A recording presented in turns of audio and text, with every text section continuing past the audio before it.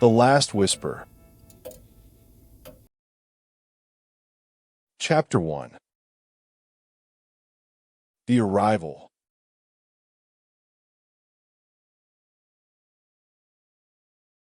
I stepped out of my car, gazing up at the dilapidated house before me. A sprawling Victorian with overgrown gardens and windows shrouded in cobwebs. It was supposed to be a fresh start, an escape from the suffocating memories of the past that had marred my time back home. The outskirts of town were perfect for solitude and anonymity, exactly what I needed after everything I'd been through. The realtor assured me it wasn't haunted, but old houses always held secrets. As I lugged my suitcase up the creaky porch steps, a chill prickled the back of my neck. The attic was musty with aged paperbacks and discarded trunks. Amidst the clutter, one tome caught my eye. Bound in leather, adorned with strange symbols etched into its cover. Curiosity propelled me to sit on the worn trunk and open it at random pages. The handwriting inside belonged to someone named Elizabeth. Her voice was alive on those yellowed sheets, chronicling dreams so vivid they felt like reality. But it was one entry that made my breath hitch. I can't bear it anymore. They call out for me in the night. An inexplicable shiver coursed through me as I read the last line. I must leave or go mad. A chill swept over me, and I closed the diary abruptly. Elizabeth had fled in the dead of night. Why? The more I delved into her life, the more I needed to know. Each day blended together with classes, studying and settling in. Yet during the quiet nights, when moonlight cut through my room's lone window, something changed. A faint, raspy voice whispered in a language I didn't understand, drawing me toward Elizabeth's diary. One night, I heard, "Let it out." The next, "Find peace." Sleep became elusive as these enigmatic phrases seeped into my dreams. I scanned the pages frantically for answers, but found nothing. No mention of these haunting murmurs. Had they followed me? In a state of confusion and fatigue, I drifted off. Morning light painted the attic with its golden glow when I stumbled upon an ancient locket on the floorboards. Dust coated it, but its intricate silverwork shone where sunlight touched it. As my fingers closed around the pendant, the whispers intensified. A symphony of unintelligible words, closer now, like they emanated from outside.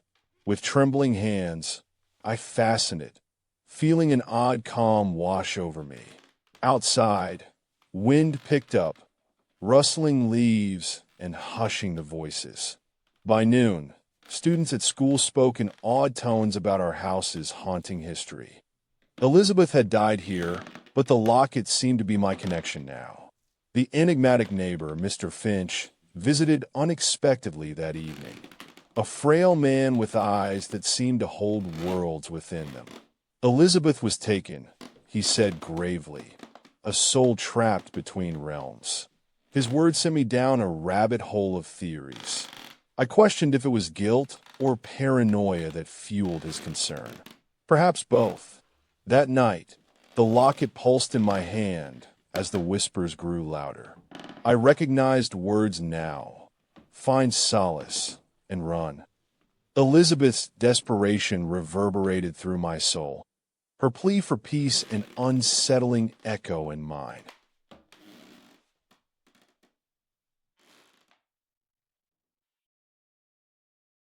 Chapter 2. The Whispers.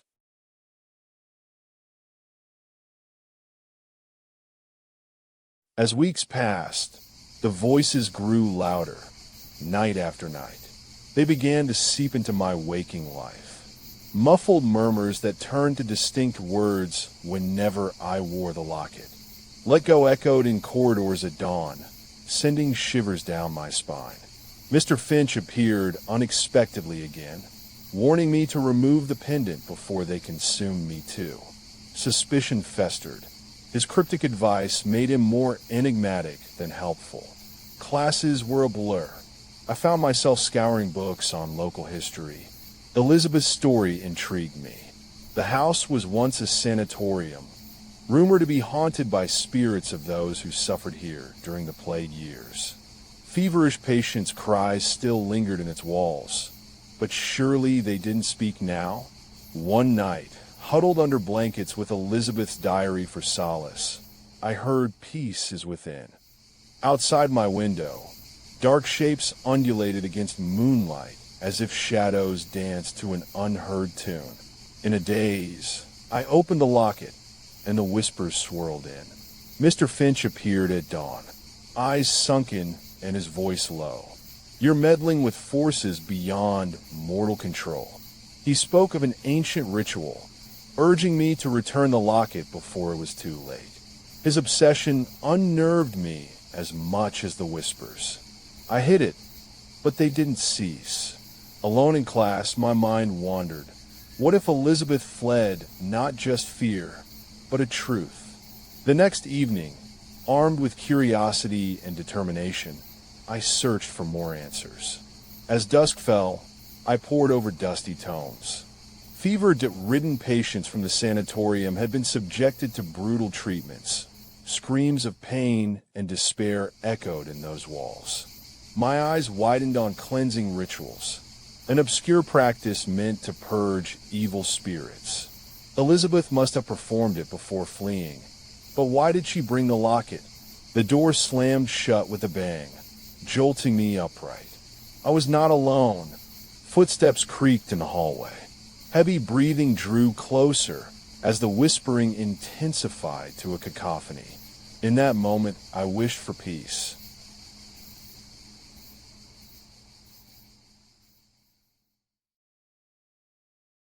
Chapter 3. The Final Revelation.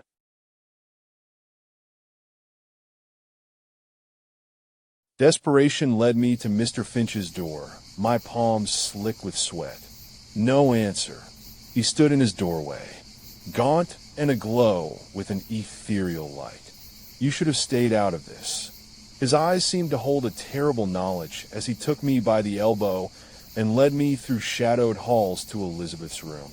There, a hidden chamber revealed a series of ancient symbols carved into stone, my own name among them. "This was meant for you," he rasped before vanishing into shadows. Unfathomed energy swirled, spiraling me backward.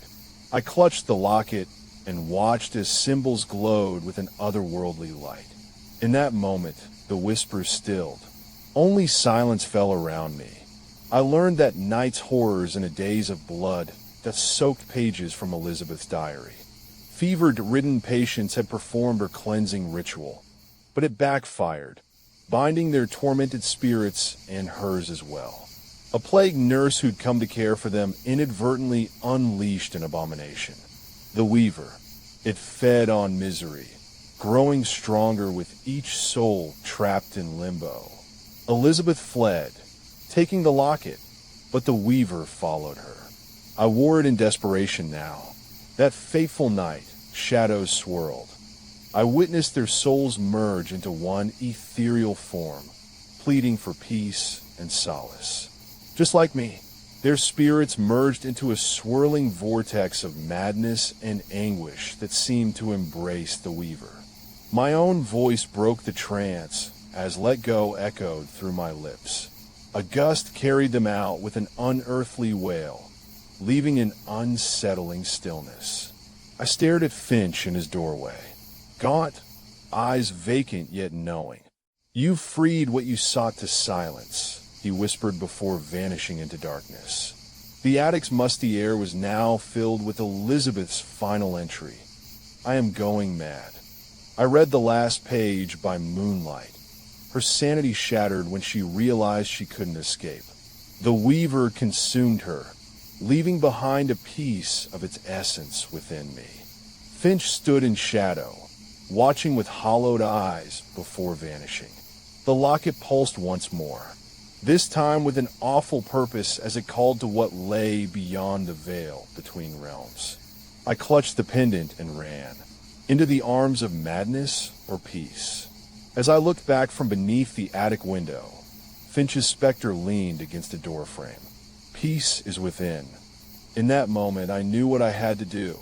The Weaver claimed me as well, and so did the room where Elizabeth finally found solace.